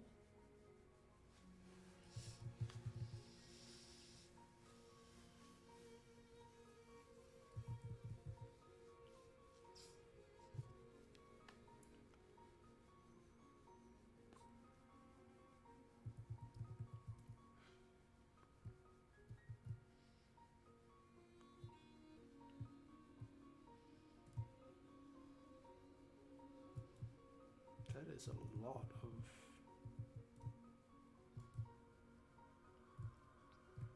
That's really weird.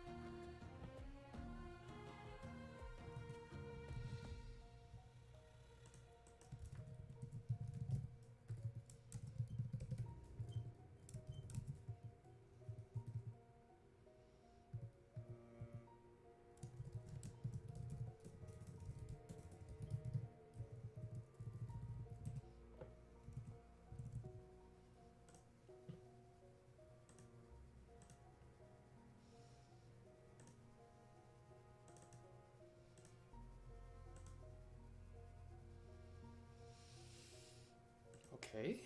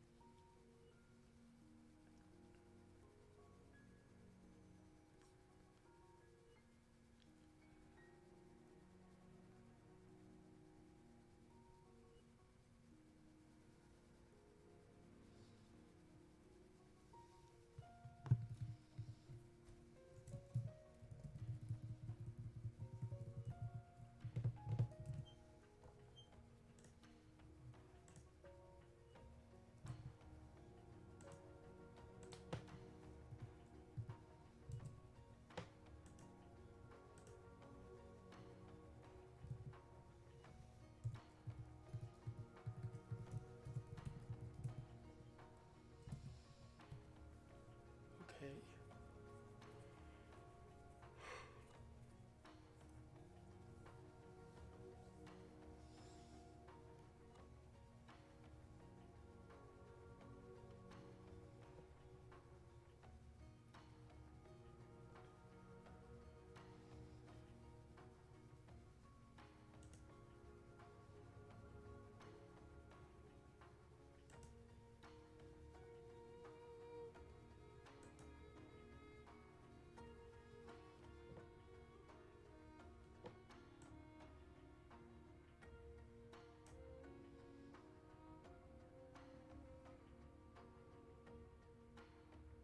A times enemy level to the power of.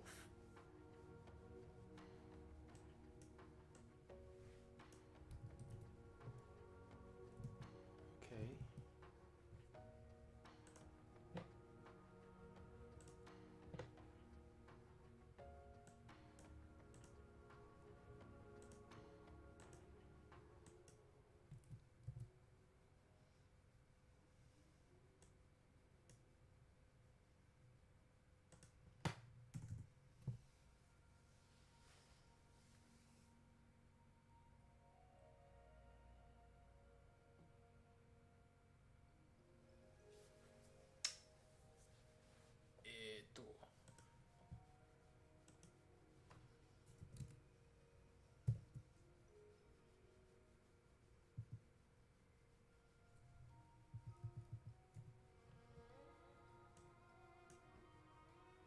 Jesus Christ.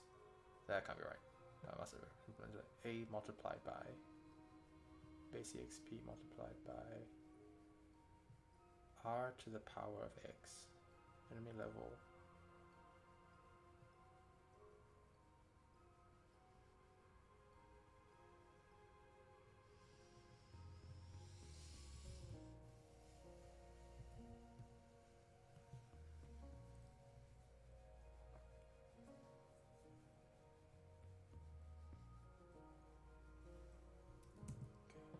I will go do that in a bit.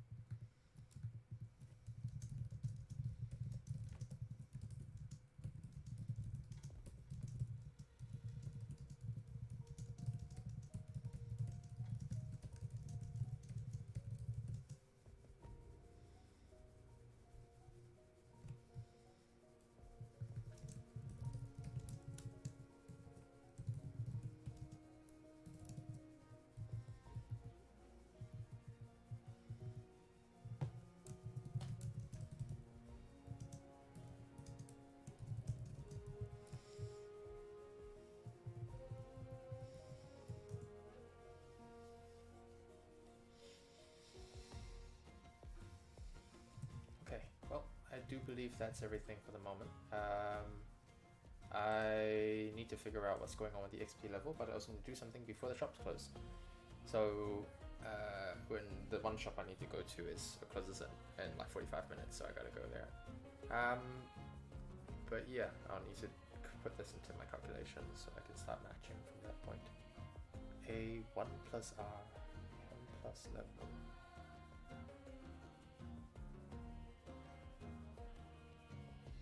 Multiplied by S level scaling fact.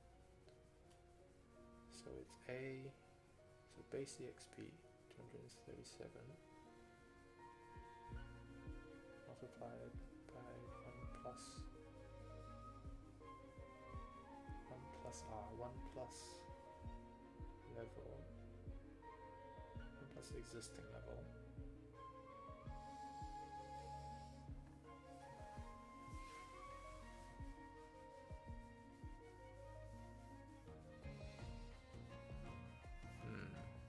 Let's get back to, okay, cool, great, fantastic, A plus.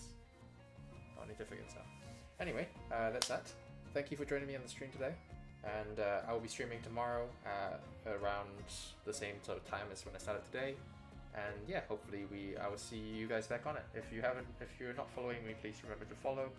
And this will go up on YouTube as well at Rockbottoms -G5F. Thanks, Bingo. I would raid, but I think you're done for the day.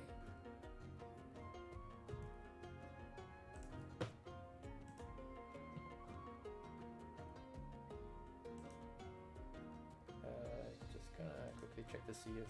Are you streaming after this, Bringo, or are you... Okay, well, you're not online at the moment anyway. But... Cool. Everything then from me.